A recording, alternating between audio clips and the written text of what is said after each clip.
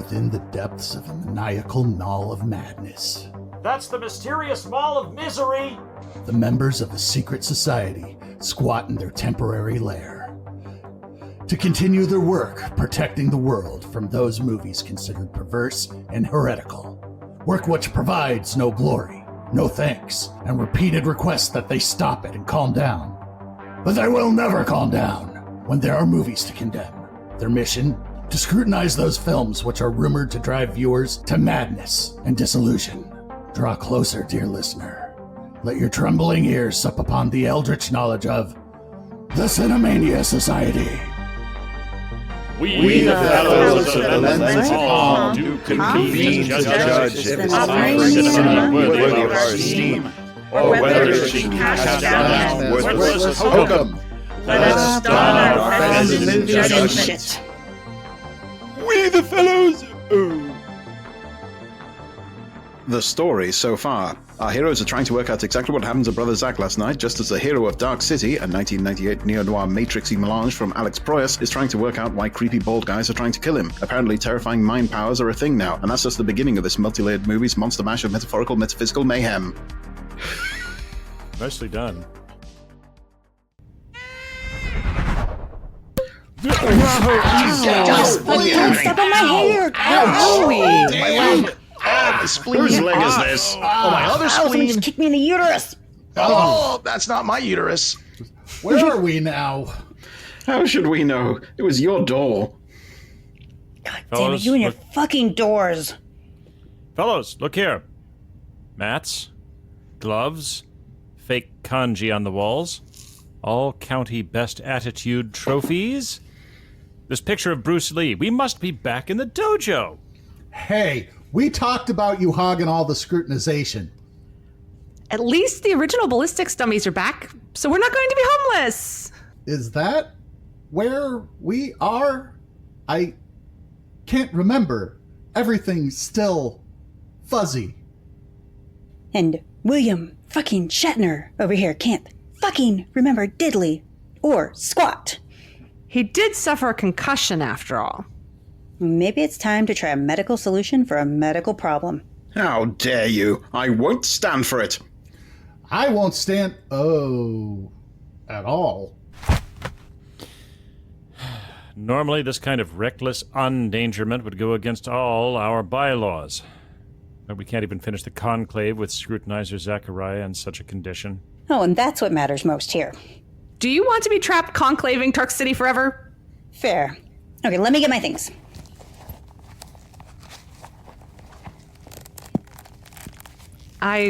Newt? Mercury? Zombie tears? I thought you said this was going to be medical. Potato. Now this is my kind of medical. All right, here. Turn to page 42 and just hold it open for me. Auntie Hope's hangover cure. Guaranteed to restore memory from a blackout. Also guaranteed to destroy your faith in a benevolent God. A little of this. Don't worry, it's not real eye of Newt. I mean, can't get that these days anyways. Why is she brewing it in a cauldron? That can't be good. Wait, do you have another big enough vessel, sir? Here, Zach, drink this, but hold your nose. It's a little strong. Hey. Oh, that's actually pretty... Whoa.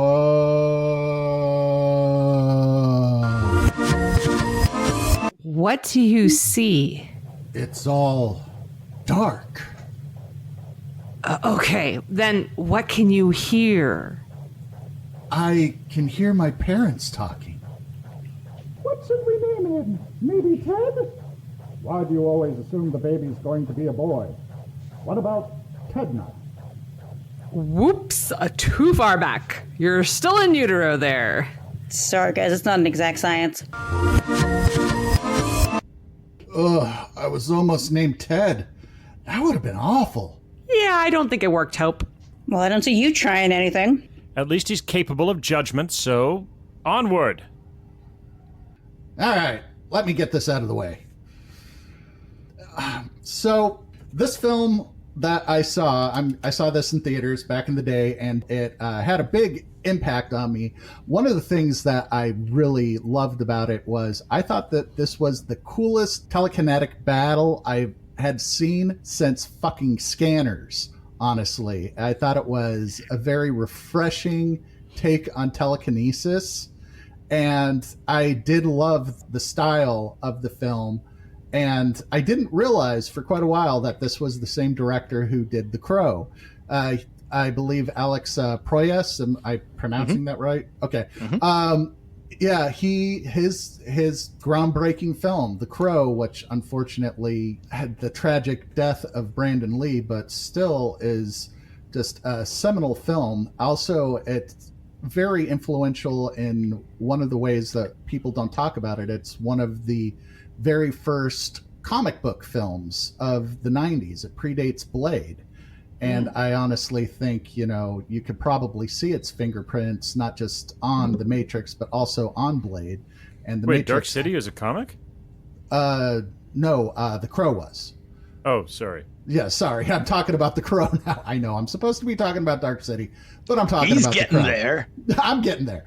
So, yeah. So Dark City was Alex's follow-up to The Crow, which, despite the tragedy, was a huge hit. Dark City itself was a critical hit, but it wasn't a commercial hit. I still don't understand why. I thought it was a fantastic film. Maybe it just didn't have quite the right beats there yet until The Matrix did. But I also subscribe a lot of The Matrix's success commercially to it had an amazing trailer and amazing marketing. No one can tell you what The Matrix is. You have to see it for yourself. Everybody was actually very curious about what the fuck The Matrix was all about. Dark City, not so much. But it did have a good mystery. And stylistically, I like the whole 1950s vibe and everything. But this is interesting. When I was going back to the director, he didn't have another hit again until I, Robot, which honestly I think is a sack of crap. But Bot. Yeah, it did. But it did very well in the box office. So you have a director who, is getting very consistently inconsistent, you might say, performance out of his films. You got The Crow, which, had an awful tragedy, but was also a big hit. You have Dark City, which, was a fantastic film, but not a commercial hit. And then you have Hi Robot, that is a terrible movie, but a commercial hit. I'd say the biggest crime of iRobot is that for all of its crapness and all it did for everyone else, it still didn't do anything for Alan Tudyk's career, the only person who deserved it. Yeah, that's true. They actually downplayed who was also in Knight's Tale with Mr. Sewell's ass. Hey, there you go. The interconnectedness of it all. Unfortunately, Alex's last film that he was really given the reins for was Gods of Egypt, which did that also have Sewell in it? No, I can't remember. Honestly, I don't remember much about that film at all, except it was terrible. Off. And I think that was sort of the last nail in his career coffin, at least for being given big budget pictures to direct, because since then he really hasn't been given a big project. He's done a lot of smaller stuff since then, but his career has never really gotten back to where it was in the 90s. So for Dark City being that sort of echelon and peak of this fine director's career, I'm going to judge it guilty. I do have one side note on that. Talking again about the difference between the theatrical cut and the director's cut, this movie actually has a similar issue that they had with Blade Runner, where they asked them to throw in opening narration that explained away, what was going on very early. So that whole beginning narration with Kiefer Sutherland, you get it in the theatrical cut, but you don't get it in the director's cut. And I much prefer the director's cut, just like I prefer the director's cut to of Blade Runner, where you don't get the narration as well, because they just, another one of those producers just didn't think that audiences were smart enough to get it, Well, and funny story, I saw this movie in theaters. I loved it, right? It had a huge effect on me. But to this day, I can't remember any version of this movie with noiration at the beginning, which is how it was presented in the theaters, right? I can only remember the director's cut that I saw later. So they clearly did a very good job of erasing that part of my memory of the lesser version of this film. So hats off to Riff Raff and whenever he snuck into my bedroom with the syringe. All right, now that all's said and done, who's got a judgment for me? I've got a good one. So let's take a second here and look at Dark City. It came out in 1998, and it comes out of a genre of science fiction that I started calling pseudo-reality. People generally kind of classify this in cyberpunk, but I put cyberpunk into the pseudo-reality genre as well, because it kind of covers a few different things. I generally consider this genre as having been started by Tron in 1982, but it is a genre that remained dormant until the 90s, when it really took off, because culture swapped one set of anxieties, which is to say atomic annihilation, for another set of anxieties, which is to say the rapid growth of digital technology and cyberspace, and the often nefarious corporate/government entities controlling digital technology and cyberspace, manipulating those pseudo-realities. Anyway. I'm not sure if ChatGPT would agree with you on that, but okay. Well, to a greater or lesser extent, all the movies in the cyberpunk pseudo-reality genre, whatever you want to call it, of the 90s, they were a blend of these anxieties. Because the digital future was largely unknown at that point, and if we're going to paraphrase Lovecraft, the oldest and strongest fear of humankind is the fear of the unknown. So if you look at the most successful film of this genre, The Matrix, which came out the year after Dark City came out, The Matrix was successful because it blended the strongest of these new anxieties over technology and digital pseudo-realities, and the more important part of that, the nefarious forces conspiring to manipulate those pseudo-realities, with the strongest of the old fears, which is to say 2 generations worth of existential terror over nuclear Armageddon, and to a lesser extent, the post-apocalyptic society that is struggling to survive in the aftermath. Other films in this genre were less successful, usually because they were trying to blend those strong new fears with weaker new fears. For example, Johnny Mnemonic and Strange Days, both of which came out in 1995, were blending these fears over digital pseudo-realities with the collapse of the ecosphere and or the failure of human flesh when compared to high technology, or under the stresses of high technology. Loved Strange Days. Yeah, it's a good film. Early Catherine Bigelow, fantastic film. 'Cause she's just a Bigelow. I know that this is about Dark City, and Dark City differs from the rest of its peers in this genre because it's purely analog. It explores themes of solipsistic artificial realities without the use of computer technology. And it replaces computers and those nefarious corporations or governments manipulating them with drug-wielding aliens as the primary antagonists. And they're tuning instead of using their brains instead of technology. Exactly. In doing it, asks questions about memory that were already asked in Blade Runner 16 years earlier. Its subplot of an infinitely malleable dream world spaceship is cool. And I'm sure it also inspired Christopher Nolan for his 2010 film Inception. Oh, definitely. But it's also weaker compared to other films, namely The Matrix, that blended stronger, more deeply ingrained fears which were still echoing in the collective unconscious. Speaking of aliens, Dark City landed during one of those little spates of societal angst over extraterrestrials that we seem to get like every 20 to 25 years or so, the 50s, the 70s, the 90s. I think we're going through another one of these right now, but anyway, I digress. The transsexual Vanians are coming to take our gerbs. Well, in conclusion, I was going to say Dark City ultimately failed where The Matrix succeeded precisely because of what made it so unique.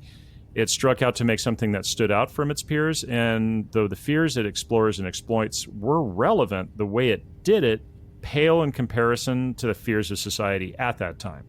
And the Matrix understood that the conspiracy to manufacture solipsistic pseudo-realities needed to be manufactured by machines, and that the subplot needed to revolve around ragtag survivors haunting the world of a post-nuclear apocalypse.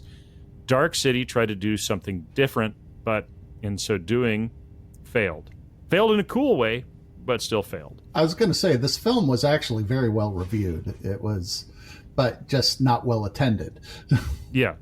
I had a college roommate who ate 5 dried grams of mushrooms and then went to go watch it and had a really bad time. Oh, God. Oh, yeah. That is not the doctor-prescribed way to watch this movie, let me tell you. Well, for that reason and for all the other reasons and for the reasons I just listed, I judge it guilty. Understood.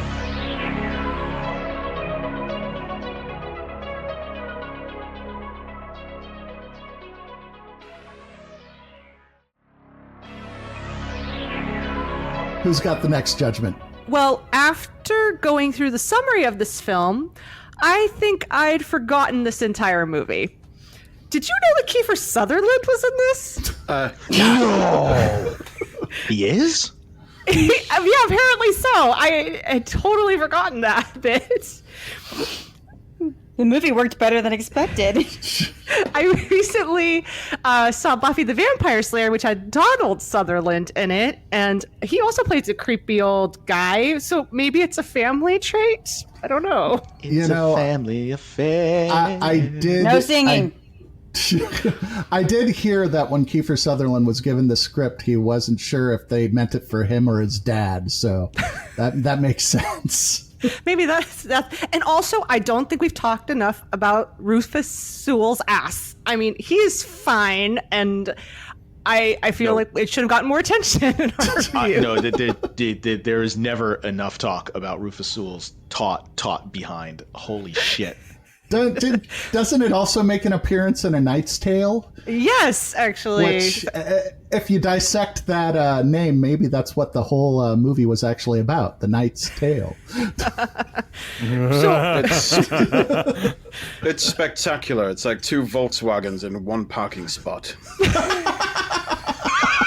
Oh, you stole that joke from Douglas Adams. He moved around like 2 Volkswagens trying to parallel park. Yeah. Well, I mean, you just got to say, like, the dude's got those high cheekbones, those high rounded, and like they're just giving you a clue as to what the other side and lower. Is his high cheekbones? Yeah. Wow. And I'm also just disappointed now that I don't remember any of it, because that would have been great to see. So based on the effect Dark City had on my cognition... I think you did see it. Whether you remember or not, you did see it. It's burned into your memory. I must declare it guilty of Cinemania. Oh, boy. All you right. are definitely suffering from something. All right. Oh, that's not suffering. Who's next? All right. We got 2 for all guilty. right, Who's next? I'll go. So I hadn't seen this movie before either, but just the visuals in it. It's like at the very beginning, like there's some blatant foreshadowing. His Kiefer Sutherland, the doctor, he's dressed up looking like Dr. Frankel, whatever, from Nightmare Before Christmas, and he puts a rat into a maze, literally a rat in a maze. I'm like, well, there's foreshadowing for you.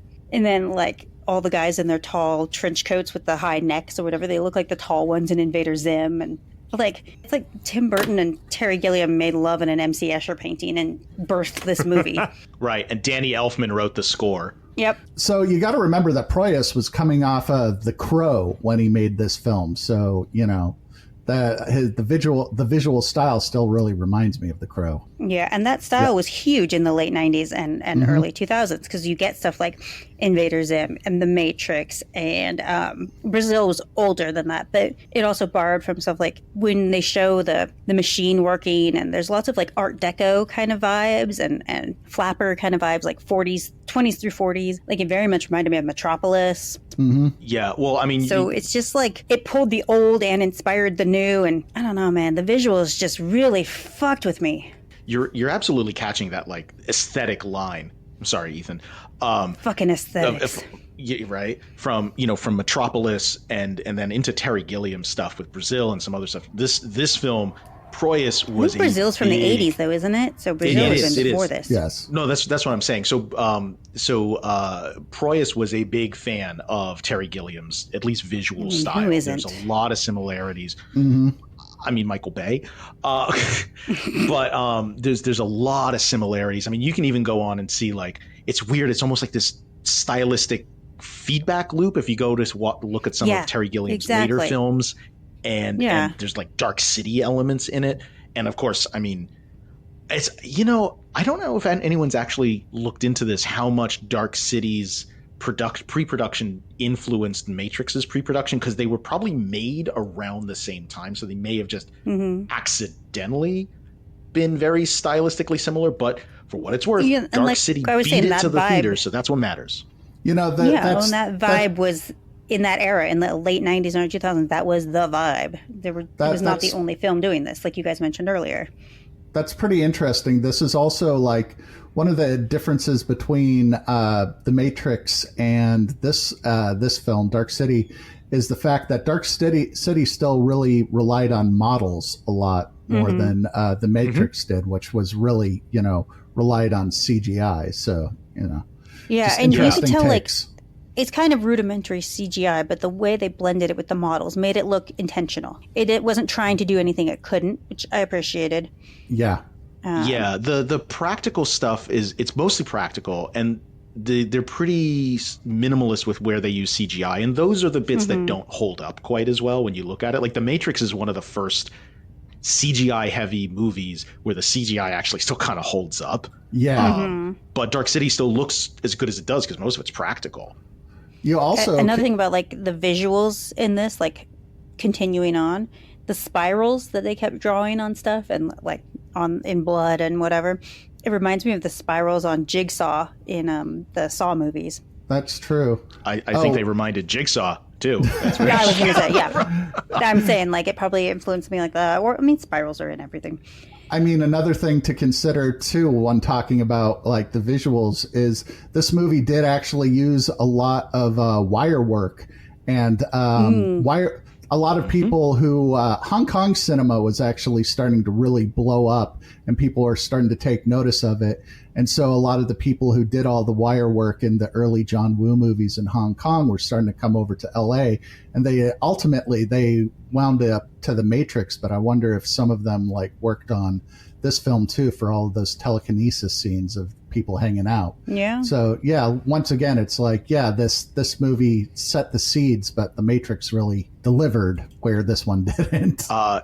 So it's actually the same guy. It is. See, that's well, not, sort of. That's not surprising at all. This is a little bit telling. So for the U.S. crew, it's the same guy who did the fight choreography in both, Andrew Mason. Right. So he did Dark City, and then he was also working on The Matrix at the same time. And what's somewhat telling about it is it's Corey Yuen Ping who did all of the kung fu stuff and the wushu wire work for The Matrix. He's the same guy who did all of like Jet Li's stuff all through the ages. Yeah. And so there's a real, you can tell the difference. Like it really shows. And I think that's one of the places where Dark City struggles more. Yeah, it definitely doesn't hold up. Like that stuff doesn't hold up as well. Yeah, it's like the idea's there, but it's not actualized yet. Yeah, well, they're just kind of like thinking at each other really hard. Yeah. I did like there were a lot of really subtle things in there too. Like when he stabs the dude to give him John's memories, he goes, "I have John Murdoch in mind." I thought that was pretty clever. Yeah. And there's a point where John throws a brick through a window so he can get into something, and when he throws the brick, it turns the closed sign to the open side before he walks in. I thought that was clever. But like the visuals were a huge part of this movie. The visuals and the aesthetic and the fact that they drew from the past and, played into the current themes and inspired the future all makes it completely guilty of Cinemania. For ushering in the new neo-noir period, yeah. The neo-noir.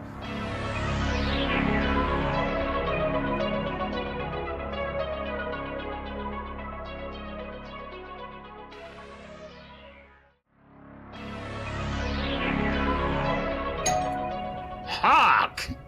Someone is at the door again. But not my door. My door. Oh, for crying out loud. I'll get it. What? Oh, it's Robbie. Greetings. And he has a door. Repairs complete. A door? Pardon me, friend. If you could step back, I shall reinstall. Can he even fit the door through the door? Yes, we have 3 dimensions. He can turn it. Oh, hey, there's a note attached to the door. My door! Oh shit, he's gonna rampage again. Failure to comply. Recalculating tone. Get your claws off my door, you damn dirty bot! Out of the way, fleshlings. Ah, my door! Give me my door! You Move your body, meat bag. No, give it! What are you doing? That's my door! Remarkable. Right. Well, if Zach and the robot are indisposed upstairs in the bathroom, Zach and Robbie make a porno? Oh. shall we continue with the rest of the judgments? All right, out of the way. I've got a judgment here. For me, this film fits into a specific genre of films where there is a new situation that we've never seen anything like before, and the audience has to be given all the rules that we now have to figure out in order to understand what's going on. Look at the high-concept films from the 80s. You have Predator, where you have to figure out there's this alien and it's invisible, etc., etc. Or Time Cop, where you have to be shown the rules of time travel and how that applies to the plot. The point is, sometimes a film is giving us a world that makes no sense at all, and the whole point of the movie is unraveling how that world works. And whether the film works or not depends entirely on whether, at the end of the movie, we go, okay, that now all makes sense. We now understand why the insane things we've just seen happened and why they happened in that order. And I think this film does a very good job of that. There's plenty of movies that have come out where we've left thinking, what the hell was that all about? We don't understand the rules. We don't It's understand. like Lost. Exactly. We don't understand why people acted the way they did because it wasn't explaining itself to us. And this film took a very complicated idea about an alien disk ship in space and mind control and mind reality altering, warping, etc., and made it make sense in a way that actually worked. Yeah, especially considering how many different plot lines they kept juggling and rejuggling and then trying to, let's put 2 characters together. No, let's get them all together. Oh, the party's split up again. Like, Exactly. yeah, that should not have And been that's nearly exactly- as coherent as it came across. Well, that's exactly what I was like. I took notes going through the movie, and I was like, well, how is this going to work? How can they tune everybody? There's too much interconnectedness. If they're going to change one person, what about all the people that know them and remember them? How could they change a whole world? Can they even just change the city? What are the boundaries? And then that gradually became explained. Exactly. And we've all seen films where it wasn't explained or went badly. So this film gets a lot of plus points from me for doing that very well indeed. You might think I'm delighted, but nay. You see, this film also gets across the sheer, raw, mind-buggering confusion of waking up one day and finding that you're not who you thought you were. And it takes us into the shoes of a man who has to rediscover what it means to be himself and discover that himself is not the he who he thought he was. He's an entirely different he from another he's perspective, if you see what I mean. He. Or he's no one at all and never was. That level of mind-altering, ego-shattering insanity is exactly what we're looking for when we're looking for something to put in the dangerous movies vault. I therefore have no choice but to declare this film guilty. So, as you folks know, I may have recently spent some time with our friends at the Reels of Justice. Shout out. So I'm still in a little bit of that mindset. When I submit into evidence here, Exhibit D for Dark City, this is a photo of me in college in a fedora and a black leather trench coat, which I had managed to find at a thrift shop just a week prior. I'm sorry. Yeah, so clearly, and this was taken maybe a year after Dark City came out, and I saw it in the theaters, as I was just discussing. So clearly, just based on this photo alone, the film caused in me quite a case of cinemania, because I wore this outfit more than once, and this was not Halloween that this photo was taken. This was like just me in college. So I feel like it is incumbent upon me to judge this film as guilty, and I will be suing this film for pain and suffering in a civil court. And remember, kids, you can't wear a fedora. None of you can wear a fedora. You think you can, but you can't. You're not that guy. Yeah. I can. Only you cannot wear a fedora. I did want to ask though, really quick, because I think coming back to what Brother Ethan was saying, at the beginning in terms of like how this ushered in almost like a new form of both neo-noir and also not really science fiction, but also kind of like pseudo-reality films. And Brother Andy, I did want to ask you, as our resident Brit-Andian, maybe your closer awareness, do you know if this film was ever knighted? Because then that would make it a reality film. You mean some kind of knight's tale about a tale set at night in a night city where the city is at night and there's a knight telling a tale about the tale of the night? In like a murky metropolis? No, I don't think that's ever happened. So anyway, there's my judgment. I think fuck all of you. This is just an open and shut kind of case, which means that we can just spend more time on puns. Well, well said, Daniel. Excellent work, all of you, fellow inquisitors. I think with all judgments rendered and our current pontifex still engaged in the ancient arts of hand-to-claw combat... Combat? Just no. I shall take upon myself the supreme burden, the monumental sacrifice of declaring this film guilty. Okay, but after all that, does anyone have a clue what actually happened to Zach last night? Does anyone actually care? I mean, especially after my third mug of Auntie Hope's hangover cure. Just as a disclaimer, I've never actually had a hangover, so this whole cure is really just a wild guess, so good luck. Yeah, that's why I work so badly. Oh, wait a minute. You said this note came along with the missing door. Let me see here. It's actually quite a simple story. Boy meets evil self. Evil boy invites original boy to donate blood. Boy donates blood. Evil boy and other evil usses also donate blood. Juice boxes and bandages all around. Boy gets lightheaded. Boy trashes food court. Evil usses help boy back home. Boy stumbles and hits head. Head is as thick as a box of rocks. Head breaks door. Evil usses feel bad. Run boy a bath. Fill out this repair form for the door. Robot gets form. Robot fixes door. Evil usses write a sweet apology note with verification. Handsome verifier verifies verification. Crazy boy chases robot with door. Where's the door now? Who gives a shit? It's just a fucking bathroom door. It's a tale as old as time. Oh. Okay then. The evil usses don't really sound that evil. Have you learned nothing? Verifier Andy is correct. If they're called evil usses, trademark pending, then evil they must be. Not that there's anything wrong with being evil. Yeah, not that there's anything wrong with that. And now it seems they have corrupted our sweet, innocent robot companion to some foul purpose, some critical element to their larger plot. You really believe that's more likely than this just being a whole lot of bureaucratic cock-up nonsense? Please. Nothing will shake my faith in the power and righteousness of bureaucracy. I will have to ruminate on this further to get to the bottom of it. Brother Methuselah! Brother Methuselah! I'm gonna hit that one more time. Brother Methuselah, fetch me my rumination fez. Hey, where's Brother Methuselah? He ran off during the scuffle. Probably afraid of getting hurt. He's so frail. Lazy codger, always thinking about his bones. Never what we need.